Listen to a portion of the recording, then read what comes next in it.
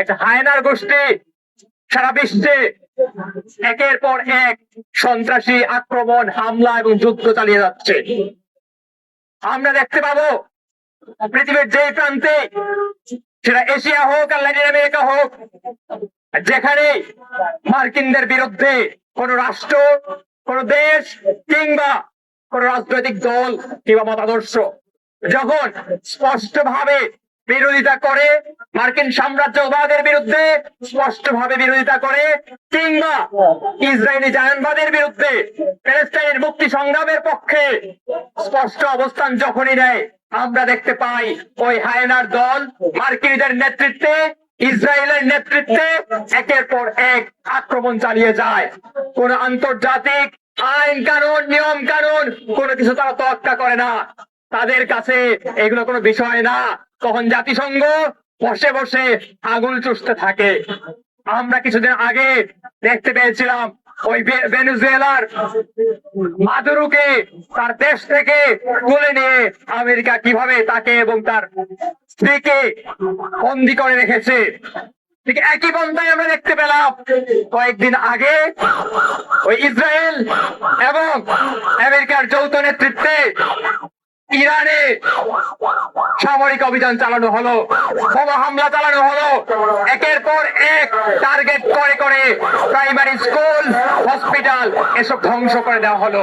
আমরা দেখতে পেয়েছি নারী এবং শিশুরা ব্যাপকভাবে মৃত্যুবরণ করেছেন এই হামলার মাধ্যমে। এবং একই সাথে দেখলাম আমরা ইরানের অন্যতম শীর্ষ নেতৃত্ব তারা মৃত্যুবরণ করলেন ওই হামলায়। বিশ্ববাসীর চোখ, কেউ কোনো কথা বলতে পারছে না। কারণ কি? কারণ ওই সাম্রাজ্যবাদের পক্ষে তাদের অবস্থান নিতে হবে। তাহলে বিভিন্ন দেশে তারা যে স্বার্থের জন্য ওই সব দেশে শাসন করে, সেই স্বার্থ তারা বজায় রাখতে পারবে না। আমরা বাংলাদেশেও একই চিত্র দেখতে পেলাম।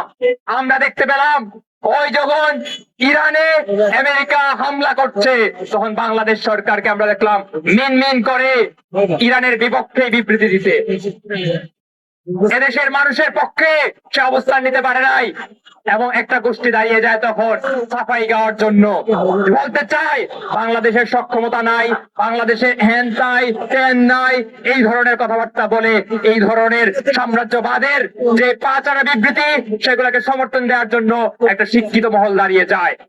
কিন্তু যখন বাংলাদেশের সক্ষমতার প্রশ্ন আসে, কিন্তু যখন বাংলাদেশের জাতীয় স্বার্থের প্রশ্ন আসে, তখন আমরা দেখতে পাই এই গোষ্ঠীকে, ওই সাম্রাজ্যবাদী গোষ্ঠীর পক্ষে থাকতে আমাদের দেশের সমুদ্র বন্দর কিংবা যে টার্মিনাল গুলা, সেগুলা যখন বৈদেশিক কোম্পানির কাছে হস্তান্তর করার বিষয় আসলো, চুক্তি করার বিষয় আসলো, তখন আমরা দেখলাম এই গোষ্ঠী আমেরিকার পক্ষে অবলম্বন করছে, দেশের জনগণের পক্ষে অবলম্বন করলো না।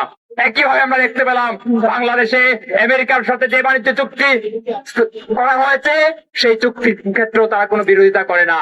অর্থাৎ বাংলাদেশকে দীর্ঘমেয়াদে পঙ্গু বানিয়ে রেখে বাংলাদেশের কোন জাতীয় সক্ষমতা তৈরি না করার পক্ষে তারা মূলত আমেরিকার স্বার্থটাই হাসিল করে। আমরা যখন দেখি বাংলাদেশের খনিজ সম্পদের কথা যখন আলোচনায় আসে, তখন আমরা দেখতে পাই বাংলাদেশের ওই গ্যাস অনুসন্ধান যে রাষ্ট্রীয়ত্ব কোম্পানি আছে, সেটাকে পঙ্গু বানিয়ে রাখা হয়। সেই সব কাজ আমরা দেখলাম যে বিদেশি কোম্পানিগুলোকে দেওয়া হয়। আমরা যখন দেখি যে বাংলাদেশের টার্মিনাল, বাংলাদেশের শ্রমিক এবং বাংলাদেশের কোম্পানি দ্বারা পরিচালিত করার উদ্যোগ নেওয়ার প্রশ্ন আসে, তখন তারা এটাকে বাইপাস করে তার বিদেশিদের উপর নির্ভরশীল হতে চায়। এই যে অবস্থা, এই অবস্থায় বাংলাদেশের প্রতিটা প্রধান যে রাজনৈতিক দলগুলো আছে, তারাও একইভাবে আসলে সম্মতি জ্ঞাপন করে। আমরা একটা নির্বাচন দেখলাম, যে নির্বাচনের মাধ্যমে অনেকগুলা রাজনৈতিক দলের অনেকগুলা তথাকথিত ভাবে আধিপত্যবাদ বিরোধী নেতা নির্বাচিত হয়েছেন, সংসদে পৌঁছেছেন। আমরা দেখবো যে এই সব নেতৃবৃন্দের মুখ দিয়া কখনোই মার্কিন সাম্রাজ্যবাদের বিরুদ্ধে কোনো কথা বলতে দেখবো না। আমরা একটা কাগজে আধিপত্যবাদ বিরোধিতা তাদের মুখ দিয়ে দেখতে পাবো। তারা কখনো দেশের জনগণের পক্ষে যেখানে যা প্রয়োজন সেই পক্ষে আসলে অবস্থান গ্রহণ করে না। এই বাস্তবতায় আমরা আছি। আমরা বলতে চাই, আপনারা ইতিহাস শুনেছেন, ইতিহাস দেখেছেন, ওই আমেরিকা পৃথিবীর বিভিন্ন দেশে বিভিন্ন সময় আক্রমণ করেছে, হামলা করেছে। ভিয়েতনামেও ঠিক একই রকম ভাবে হামলা করেছিল। ভিয়েতনামে তারা যুদ্ধ পরিচালিত করেছিল অন্যায় ভাবে। ভিয়েতনামের সেই আক্রমণের বিরুদ্ধে বাংলাদেশে বিক্ষোভ হয়েছিল। এবং আমার কিন্তু গর্বের সাথে বলি, এই বাংলাদেশে ভিয়েতনামে আক্রমণের বিরুদ্ধে যে বিক্ষোভ হয়েছিল, সেই বিক্ষোভে বাংলাদেশের প্রথম ছাত্র হত্যা সংঘটিত হয়েছিল।